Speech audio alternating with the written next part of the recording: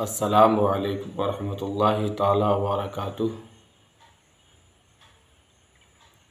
آئیے ایک مرتبہ درود پاک پڑھ لیجیے۔ اللہ رب محمد صلی اللہ علیہ وسلم نحن بعد محمد صلی اللہ علیہ وسلم صلاۃً تبقى ودم ملک الحی القیوم صلی اللہ تعالی علیہ وسلم۔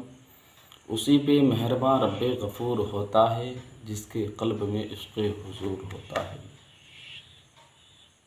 اسی پہ مہرباں رب غفور ہوتا ہے جس کے قلب میں عشق حضور ہوتا ہے۔ اے عاشقان شہ انبیاء درود پڑھو،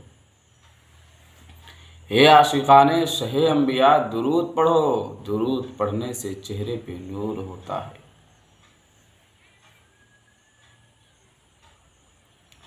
جب ہمارے آقا معراج پر تشریف لے گئے تو رب تبارک و تعالی اپنے محبوب سے 3 سوال کیا۔ 3 سوال وہ کیا ہے میں عرض کر دینا چاہ رہا ہوں کہ رب نے فرمایا، اے میرے محبوب یہ بتا یہ زمین کس کی ہے اور اس کا مالک کون ہے؟ تو ہمارے آقا فرماتے ہیں، اے میرے پروردگار عالم یہ زمین تیری ہے اور اس کا مالک تو ہے۔ پھر دوسرا سوال رب نے فرمایا، اے میرے محبوب یہ بتا تم کس کے لیے ہو اور تیرا مالک کون ہے؟ تو ہمارے آقا فرماتے ہیں، اے میرے پروردگار عالم میں تیرے لیے ہوں اور میرا مالک تو ہی ہے۔ آخری سوال غور و فکر سے سنیں گے۔ پہلا سوال کہ اللہ نے فرمایا، اے میرے محبوب یہ بتا یہ زمین کس کی ہے اور اس کا مالک کون ہے؟ تو ہمارے آقا فرماتے ہیں، اے میرے مولا یہ زمین تیری ہے اور اس کا مالک تو ہی ہے۔ تو پھر رب تبارک و تعالیٰ نے اپنے محبوب سے دوسرا سوال کیا، اے میرے محبوب یہ بتا تیرا مالک کون ہے اور تو کس کے لیے ہے؟ تو میرے آقا فرماتے ہیں، میرے پروردگار عالم میرا مالک تو ہی ہے اور میں تیرے لیے ہوں۔ آخری سوال ہمارے رب تبارک و تعالیٰ فرماتا ہے، اے میرے محبوب یہ بتا کہ میں کس کے لیے ہوں؟ تو ہمارے آقا فرماتے ہیں کہ میں شرما سا گیا، مجھے حیا سی آ گئی۔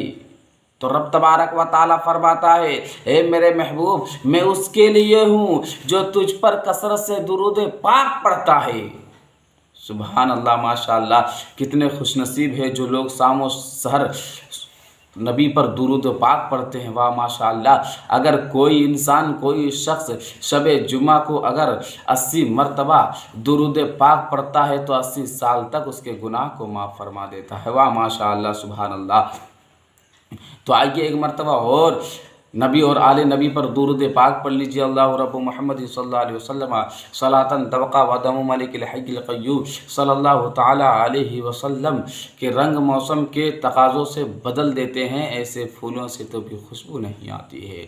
میں نعت لکھنے کو الفاظ کہاں سے لاؤں، میرے آقا مجھے اردو بھی نہیں آتی ہے۔ میں سب سے پہلے کم علمی کا احترام کرتا ہوں۔ میرا ادب میں وہ مقام ہے جو ایک شہری میں جگانے والے کا ہوتا ہے، پھر سڑک پر پڑے ہوئے ایک مسافر کو اسپتال لے جانے والے کا ہوتا ہے۔ اگر کوئی فاختہ کو ہرگز سمجھ لے تو اس میں شکاری کا کیا قصور، اگر کوئی پاگل کو دانشور سمجھ لے تو اس میں یونیورسٹی کا کیا قصور، اگر کوئی ہر شعر پڑھنے والے کو شاعر سمجھ لے تو اس میں شاعری کا کیا قصور۔ باتوں سے لوبان کی خوشبو آتی ہے، سانسوں سے ریحان کی خوشبو آتی ہے۔ ہم لوگ بھارت سے محبت کرتے ہیں، ہم سے ہندوستان کی خوشبو آتی ہے۔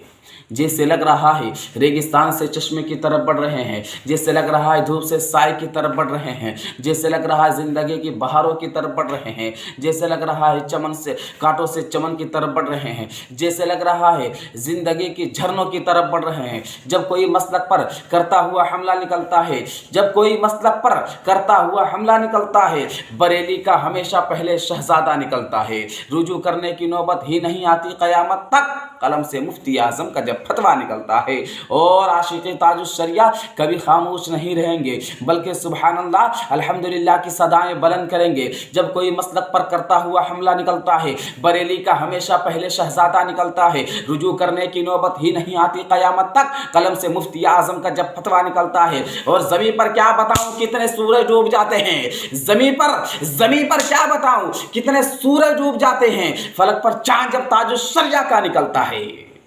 سبحان اللہ، ماشاء اللہ۔